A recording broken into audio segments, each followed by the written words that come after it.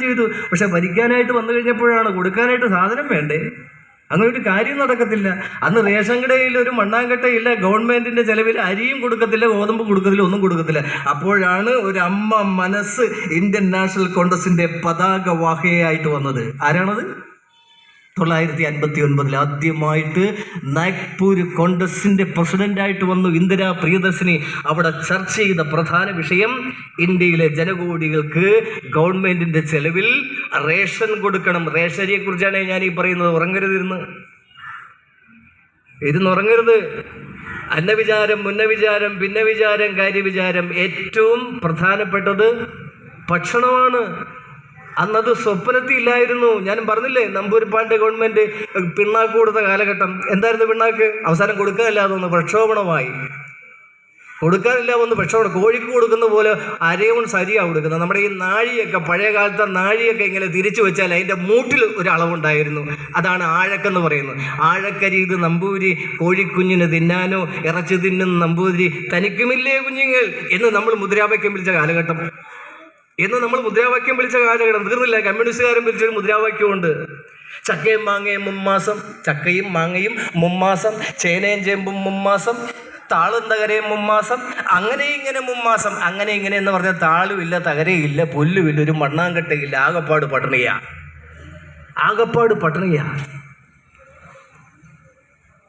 അപ്പൊ അങ്ങനെ ഒരു കാലഘട്ടത്തിലാണ് ഇന്ദിരാ പ്രിയദർശിനി ഇന്ത്യൻ നാഷണൽ കോൺഗ്രസിന്റെ പ്രസിഡന്റായി വരുന്നു. അവിടെ ചർച്ച ചെയ്ത മുഖ്യ വിഷയം, പത്രക്കാർ പിറ്റേ ദിവസം ഭ്രാന്താണിത്, സർക്കാരിനെ കൊണ്ട് നടക്കുന്ന കാര്യമാണോ ഇത്? ജനകോടികൾക്ക് ഭക്ഷണം കൊടുക്കുക എന്നുള്ളത് ഹിമാലയം പോലുള്ള ഒരു കാര്യം. എങ്ങനെയാണ് സർക്കാർ ചെയ്യുന്നത്? പക്ഷെ അവിടെ വെച്ച് തീരുമാനിച്ചു, കൊടുത്തേ പറ്റൂ ഏതെങ്കിലും മാർഗത്തിലൂടെ. ആ പ്രിയദർശിനി ഇന്ത്യയുടെ പ്രധാനമന്ത്രിയായി 1966 വരുമ്പോഴാണ് ആദ്യമായിട്ട് റേഷൻ കട ഉണ്ടാക്കുന്നത്. അങ്ങനെയാണ് റേഷൻ കൊടുക്കുന്നത്. എങ്ങനെയുണ്ട്? അതുപോലെ തന്നെ ഒരു മഹാകാര്യമല്ലായിരുന്നു തൊഴിലുറപ്പ് പരിപാടി, ഞാൻ തുടക്കത്തിൽ സൂചിപ്പിച്ചതുപോലെ. അപ്പോൾ ഭക്ഷണം കൊടുത്തു, പിന്നീട് അധികാരം കൊടുത്തു, പഞ്ചായത്ത് രാജിലൂടെ അധികാരം കൊടുത്തു, പിന്നീട് പ്രസവരക്ഷ ഏറ്റെടുത്തൊരു രാജ്യം. UP ഭരിച്ച 10 വർഷക്കാലമില്ലേ, പ്രസവരക്ഷ ഏറ്റെടുത്തൊരു കാലഘട്ടമാണ്. അരമണിക്കൂർ കൊണ്ടൊരു വത്തിക്കാനുണ്ടാകുന്ന രാജ്യമാണ് നമ്മുടെ രാജ്യം എന്ന് പറയുന്നത്. അരമണിക്കൂർ കൊണ്ട് 900 ജനനം, 900 പ്രസവം നടക്കുന്ന രാജ്യമാണ് നമ്മുടെ രാജ്യം. അപ്പോൾ 900 ഒരു മണിക്കൂറാകുമ്പോൾ 1800, 40,000, 24 മണിക്കൂർ കൊണ്ട് 40,000 പേര് ജനിച്ചു വീഴുന്ന ഒരു മണ്ണാണ് ഈ മണ്ണ്. നിസ്സാര കാര്യമല്ല. 1,70,00,000 പേര് ഒരു വർഷം ജനിച്ചു വീഴുന്ന ഈ ഭാരതത്തിൽ പ്രസവരക്ഷ ഏറ്റെടുത്തു ഒരു ഗവൺമെന്റ്. ഇപ്പം ആ സ്കീം ഉണ്ടായില്ലെന്ന് എനിക്കറിയില്ല. ഇല്ല, ആ സ്കീമില്ല. 3000 രൂപ വെച്ച് കൊടുക്കുവാൻ പ്രസവരക്ഷ. അപ്പോൾ ഇതൊക്കെ ഇന്ത്യൻ നാഷണൽ കോൺഗ്രസിന്റെ നേതൃത്വത്തിലേക്ക് വനിത കടന്നു വന്നപ്പോഴാണ്, സോണിയാഗാന്ധി കടന്നു വന്നപ്പോഴാണ്, ഇന്ദിരാഗാന്ധി കടന്നു വന്നപ്പോഴാണ് ഈ മാറ്റങ്ങൾ ഉണ്ടായത്. ഈ മാറ്റങ്ങൾക്ക് വിധേയമായി നമുക്ക് പോകുവാൻ കഴിഞ്ഞത് ഈ ഒരു കാലഘട്ടത്തിലൂടെയാണ്. നിസ്സാര കാര്യമല്ല. അപ്പോൾ ഇന്ത്യൻ നാഷണൽ കോൺഗ്രസിന്റെ ചരിത്രം എന്ന് പറയുന്നത് ത്യാഗത്തിൻ്റെതായി, വേദനയുടേതായി ഉള്ള ചരിത്രമാണ്. നിസ്സാര കാര്യമല്ല. അപ്പോൾ അതിലൂടെയാണ് നമുക്ക് മുന്നോട്ട്. അപ്പോൾ അവിടെയാണ് ഞാൻ തുടക്കത്തിൽ പറഞ്ഞത്, നമ്മൾ 1956 മാർക്സിസ്റ്റ് പാർട്ടിക്ക് ഒരു വനിതാ വിഭാഗം ഉണ്ടാകുന്നത്. അതിൻ്റെ ആദ്യത്തെ പ്രസിഡന്റ് എന്ന് പറയുന്നത് KR ഗൗരിയമ്മയാണ്. ആദ്യത്തെ പ്രസിഡന്റ്. ആദ്യത്തെ സെക്രട്ടറി എന്ന് പറയുന്നത് സുശീല ഗോപാലനാണ്. ഞാൻ നേരത്തെ സൂചിപ്പിച്ചില്ലേ, 1917 ഇന്ത്യൻ നാഷണൽ കോൺഗ്രസിന്റെ പ്രസിഡന്റായി ഒരു വനിത വന്ന മണ്ണാണിത്, ഒരു പാർട്ടിയാണ്. അതാണ് ആനി ബസന്റ് 1917. ഇപ്പോൾ 107 വർഷങ്ങൾക്ക് മുമ്പ്. അത് കഴിഞ്ഞ് ഇന്ദിരാ പ്രിയദർശിനി വന്നു, ആനി ബസന്റ് വന്നു, എൻ്റെ 3-4 വനിതകൾ വന്നു ആ ഒരു കാലഘട്ടത്തിൽ. അപ്പോൾ അതൊരു നിസ്സാര കാര്യമല്ല. അപ്പോൾ ഇപ്പോൾ ആരാ നമ്മൾ നയിക്കുന്നത്? ഒരു തർക്കവുമില്ല കാര്യത്തിൽ. നമ്മുടെ കേരളത്തിൽ വന്ന് എത്തിയിരിക്കുന്ന ആ ഒരു ചൈതന്യമില്ലേ? പ്രിയങ്ക ഗാന്ധി കത്തി എരിയുന്ന വേനലിനപ്പുറം ഒരു നല്ല പൂക്കാലമുണ്ടല്ലോ, കത്തി എരിയുന്ന വേനലിനപ്പുറം ഒരു നല്ല പൂക്കാലമുണ്ടല്ലോ, വസന്തകാലം വരുന്നെന്നോതി വാസന്തിത്തെന്നലും വന്നു, പ്രിയങ്ക ഗാന്ധിയും വന്നു. എങ്ങനെയുണ്ട്? നമ്മൾ കാണുന്നൊരു നിസ്സാര ആളല്ലേ. ഈ ബുദ്ധമതത്തെക്കുറിച്ച് PhD എടുത്ത ആളാണ് പ്രിയങ്ക ഗാന്ധി എന്ന് പറയുന്നത്. അവിടെയാണ് ഈ കുടുംബ മഹത്വം എന്താണ് ഏതാണ് എന്ന് നമുക്ക് മനസ്സിലാകും. ഈ മാർക്സിസ്റ്റുകാരൻ പറയുന്ന കണക്ക്, BJP-കാരൻ പറയുന്ന കണക്ക് വെറും ഒരു കുടുംബമാണോ ഇത്? അല്ല, കുടീരമാണിത്. കുടീരവും കുടുംബവും തമ്മിൽ വ്യത്യാസമുണ്ട്. എന്താ കുടീരവും കുടുംബവും തമ്മിൽ വ്യത്യാസം? ത്യാഗത്തിൻ്റെതാണ് കുടീരം, വേദനയുടേതാണ്, അർപ്പണത്തിൻ്റെതാണ് കുടീരം. അങ്ങനെ ഒരു ഇന്ത്യൻ രാഷ്ട്രീയത്തിലല്ല, ലോക പൊളിറ്റിക്സിൽ ഇതുപോലെ ഒരു കുടുംബം, ഇതിന് സമാനം നിൽക്കുന്ന, ലോകമാകെ അറിയപ്പെടുന്ന ഒരു കുടുംബം എന്ന് പറയുന്നത് കെന്നഡിയുടെ കുടുംബം മാത്രമേ ഉള്ളൂ. കെന്നഡിയുടെ കുടുംബം, ജോൺ കെന്നഡിയുടെയും റോബർട്ട് കെന്നഡിയുടെയും കുടുംബം അതുപോലൊരു കുടുംബമാണ്.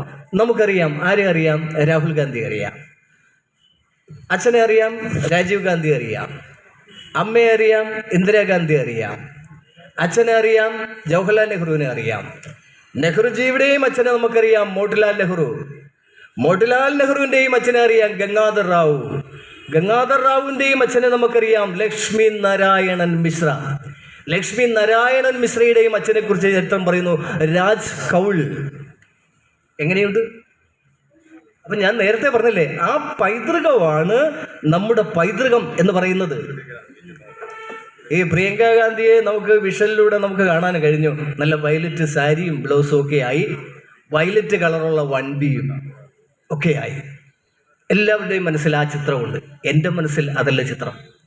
കഴിഞ്ഞ പാർലമെൻറ്റ് തിരഞ്ഞെടുപ്പ് ഉച്ച 12-1 മണിക്കാണ് ആ കൽപ്പറ്റ പട്ടണത്തിൻ്റെ ആ തിളയ്ക്കുന്ന റോഡിലൂടെ ഈ വാഹനം മുന്നോട്ട് പോകുന്നത്.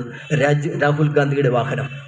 രാഹുൽ ഗാന്ധിക്കൊപ്പം പ്രിയങ്ക ഗാന്ധിയുമുണ്ട്. കഴിഞ്ഞ ഈ പാർലമെൻറ്റ് തിരഞ്ഞെടുപ്പല്ല, 2019 ഈ ചൂട്, ഈ കത്തിജ്വലിക്കുന്ന മേളിലും താഴെയിൽ നിന്ന് ഉണ്ടായ ഈ ചൂടിൽപ്പെട്ട് ലക്ഷക്കണക്കിന് ജനങ്ങളാ തടിച്ചുകൂടി നിൽക്കുന്നത്. ഇതിനിടയിൽ നിന്ന് ഒരു വീഡിയോഗ്രാഫർ ബോധവറ്റ തറയിൽ പോയി ചാടി ഇറങ്ങി. പ്രിയപ്പെട്ടവരെ, 2 പേര്, പോലീസുകാരല്ല, ബ്ലാക്ക് കാറ്റ് കമാൻഡോകളല്ല, രാഹുൽ ഗാന്ധിയും പ്രിയങ്ക ഗാന്ധിയും. രാഹുൽ ഗാന്ധിയാണ് താങ്ങിയെടുക്കുന്നത്. പ്രിയങ്ക ഗാന്ധി ആ വീഡിയോ ഫോട്ടോഗ്രാഫറായ അജ്ഞാതനായ ആ ഒരു ചെറുപ്പക്കാരൻ്റെ പാദത്തിൽ നിന്ന് ഷൂസ് അഴിച്ച് എടുത്ത് നെഞ്ചോട് ചേർത്ത് പിടിച്ചു നിൽക്കുന്ന ഒരു കാഴ്ചയുണ്ട്. ഒരിക്കലും മനസ്സിൽ നിന്ന് പറിച്ചാൽ മാറാത്ത കാഴ്ച. അതാണ് നെഹ്റു കുടുംബത്തിൻ്റെ മഹത്വം എന്ന് പറയുന്നത്. നെഹ്റു കുടുംബത്തിൻ്റെ മഹത്വം എന്ന് പറയുന്നത് വസന്തകാലം വരുന്നെന്നോതി വാസന്തിത്തെന്നലിനെ പോലെയാണ് പ്രിയങ്ക ഗാന്ധി വന്നത്. അപ്പം നമ്മളൊക്കെ കരുതുന്ന ഒരു പൈതൃക വാഹകരല്ല നമ്മൾ. മഹാപൈതൃകത്തിൻ്റെ സന്ദേശവാഹകരാണ്. നമ്മളെ ജനങ്ങൾ ഇഷ്ടപ്പെടുന്നു, ഒരു തർക്കവുമില്ല കാര്യത്തിൽ. ഈ 1930-40 കാലഘട്ടത്തിൽ ഞാൻ ചുരുക്കുക, കാര്യം ദീർഘമായ ഒരു പ്രസംഗവുമായി കടന്നു പോകുവാൻ ഈ വേദി ഉപയുക്തമല്ല, അതുകൊണ്ട് ഞാൻ ചുരുക്കുക. 1940 BK നെഹ്റു എന്നാണ് ഇന്ദിരാഗാന്ധിയുടെ കസിൻ്റെ പേര്. BK നെഹ്റുവും ഇന്ദിരാജിയുമായി സംസാരിച്ചുകൊണ്ടിരിക്കുക. അപ്പോൾ BK നെഹ്റു പറഞ്ഞു, അപ്പോൾ ഒരേ പ്രായമാണ്, 2 പേരും ജനിച്ചത് 1917. 1920 എനിക്ക് 3-4 വയസ്സുള്ളപ്പോൾ ഇന്ദിര, ഞാൻ വളർന്നത് ആനന്ദഭവനിലാണ്. ഇന്ദിര എവിടെയായിരുന്നു? ഇന്ദിരാജി എന്താ പറഞ്ഞത്? ഞാനും അവിടെയായിരുന്നു വളർന്നത്. ഇതിൽ നിന്ന് എന്താ മനസ്സിലാക്കേണ്ടത്? ആനന്ദഭവൻ എന്ന മറ്റൊരു ബക്കിംഗ്ഹാം കൊട്ടാരം, മറ്റൊരു സാർ ചക്രവർത്തിയുടെ കൊട്ടാരം, ബ്രൂണെ സുൽത്താൻ്റെ കൊട്ടാരം, അതിനേക്കാൾ വലിയൊരു കൊട്ടാരത്തിൽ 100 ജോലിക്കാരുള്ള ആ വലിയൊരു കൊട്ടാരത്തിൽ ഏക്കറുകൾ കണക്കിന് പരന്നു കിടക്കുന്ന ഒരു കൊട്ടാരത്തിൻ്റെ ഒരറ്റത്ത് നടക്കുന്ന ജീവിത ചലനങ്ങൾ മറുഭാഗം അറിയുന്നില്ല, മറ്റേ അറ്റം അറിയുന്നില്ല. അവിടെയാണ് 2 പേര് വളർന്നത്.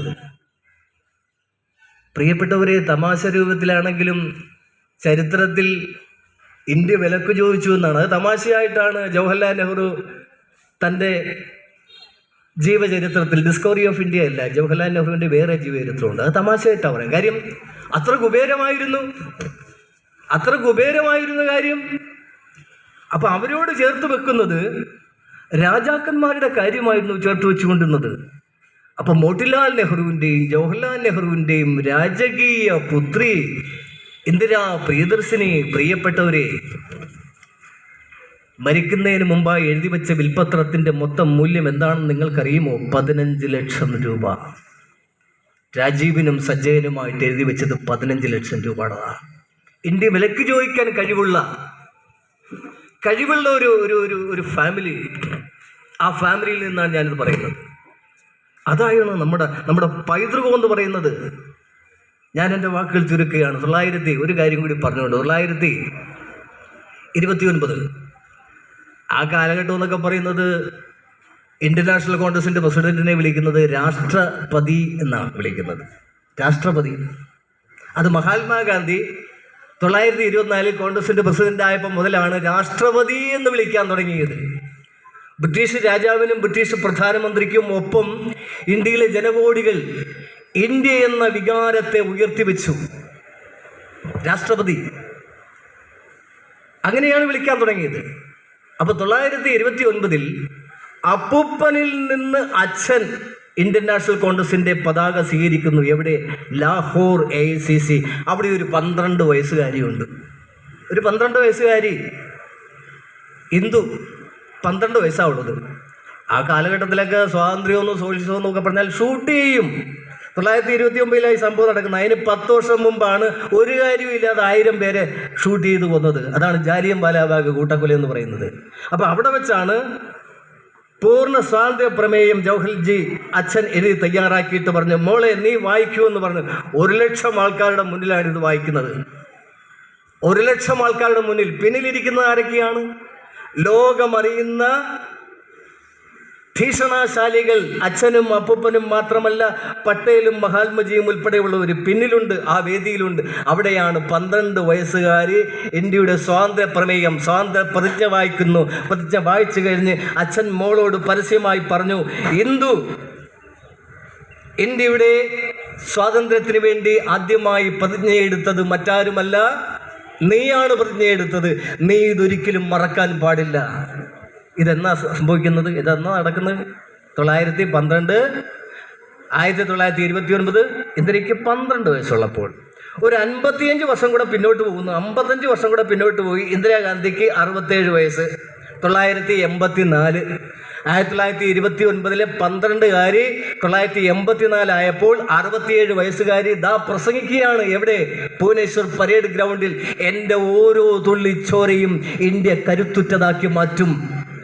കൊലയാളിയുടെ സ്വപ്നത്തിൽ മാത്രമാണ് തകർച്ച. ഈ രാജ്യം തകരില്ല. മരണത്തെ അഭിസംബോധന ചെയ്തുകൊണ്ട് ഒരു 67കാരി പ്രസംഗിക്കുന്നു. പ്രിയപ്പെട്ടവരെ, 55 വർഷം ബാല്യത്തിൽ നിന്ന് യൗവനത്തിൽ നിന്ന് വാർദ്ധക്യത്തിലെത്തിയപ്പോഴും ആ പ്രതിജ്ഞ മറന്നില്ല. അതാണ് നമ്മുടെ പാരമ്പര്യം.